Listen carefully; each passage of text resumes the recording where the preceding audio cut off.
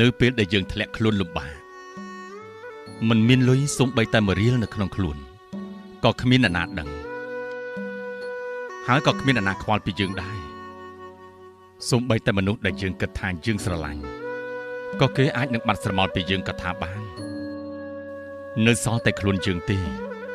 ដែលត្រូវខំមាត់សង្កត់ចិត្តអត់ធ្មត់ហើយប្រឹងងើបតស៊ូជាមួយនឹងការពិតត្រូវស្ពាយទាំងក្តីសង្ឃឹមនិងទឹកភ្នែកទុកម្នាក់ឯងព្រោះបើយើងទន់ជ្រាយវាអាចនឹងសាហាវជាងអ្វីដែលយើងគិតទៅទៀត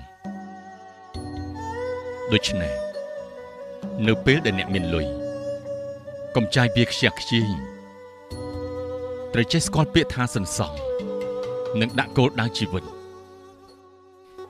ព្រោះគ្មានអ្នកណាជួយយើងបានល្អក្រៅពីខ្លួនយើងនោះទេត្រូវចាំទុកជានិច្ចថាជីវិតវាមិនថិតថេរនោះទេគ្រប់យ៉ាងត្រូវចាប់ផ្ដើមពីយើងកុំរំពឹងលើជោគវាសនាតែម្យ៉ាងឲ្យសោះ